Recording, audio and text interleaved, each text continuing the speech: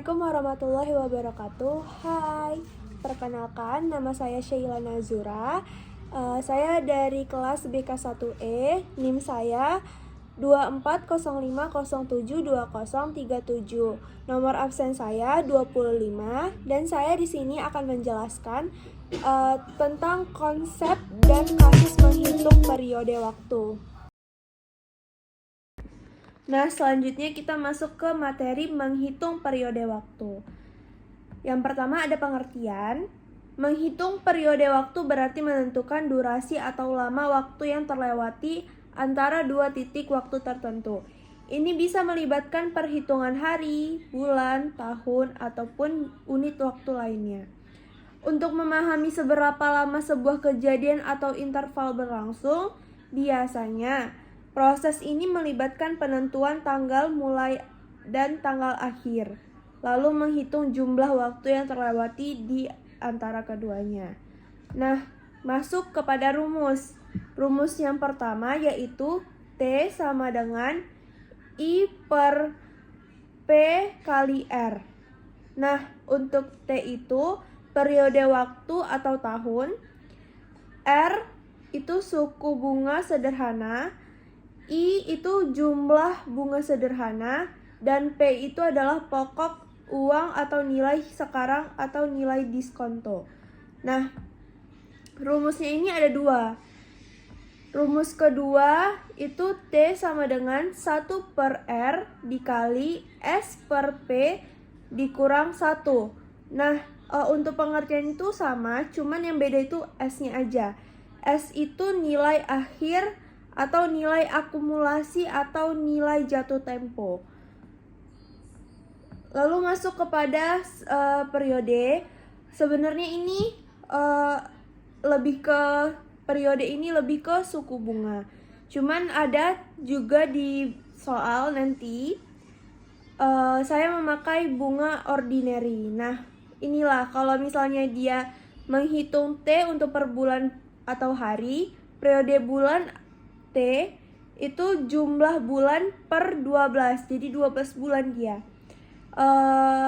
Periode hari atau bunga eksak itu T sama dengan jumlah hari, yaitu harinya 365. Nah, untuk periode hari bunga ordinary itu jumlah hari, dia harinya 360. Nah, ini perbedaannya guys. Selanjutnya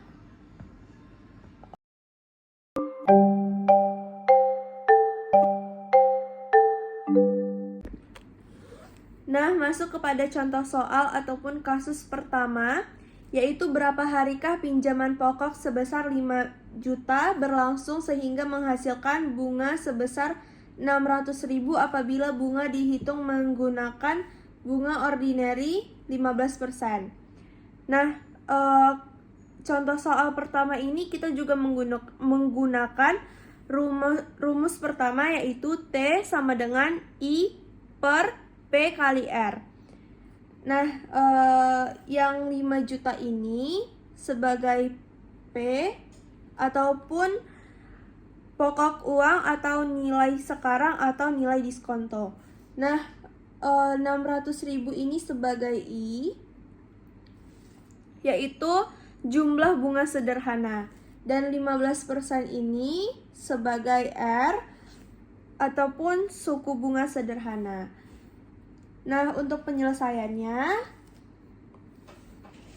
yang pertama kita tulis dulu rumusnya biar tidak bingung.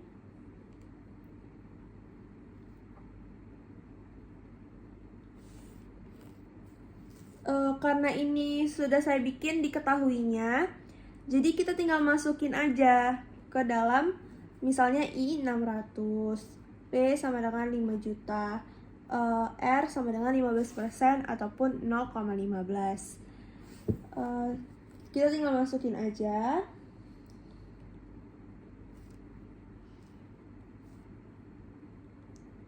Rp600.000 per 5 juta dikali 0,15. Nah, ini tuh hasilnya 0,8. Kita persingkat aja ya, jadi 0,8. Nah, di dalam bunga ordinary, 1 tahun itu kan sama dengan 360 hari. Jadi, 0,8 ini 0,8 itu dikali dengan 360 hari. Nah, hasilnya itu 288 hari. Nah, itulah hasilnya yang contoh kasus pertama ini.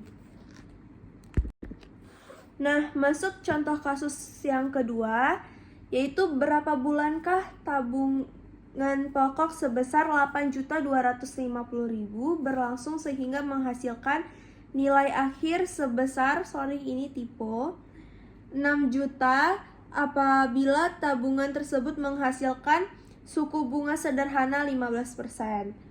Nah, untuk penyelesaiannya, untuk rumusnya juga kita memakai rumus yang kedua, yaitu T sama dengan 1/R dikali S per P dikurang 1. Nah, untuk yang diketahuinya itu ada 8.250 ini sebagai S, ada 6 juta ini sebagai P, dan 15% ini sebagai R. Nah, P itu pokok uang atau nilai sekarang atau nilai diskonto. S itu nilai akhir atau nilai akumulasi atau nilai jatuh tempo. Dan R itu suku bunga sederhana. Nah, kita masuk ke penyelesaiannya aja.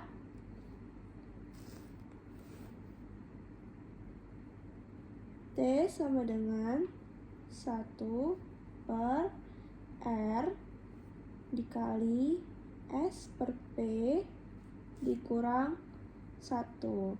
Sama seperti sebelumnya, karena sudah saya tulis diketahuinya, jadi kita tinggal memasukkan angka-angkanya saja. 1/0,15 dikali dengan 8.250.000 per 6 juta dikurang 1.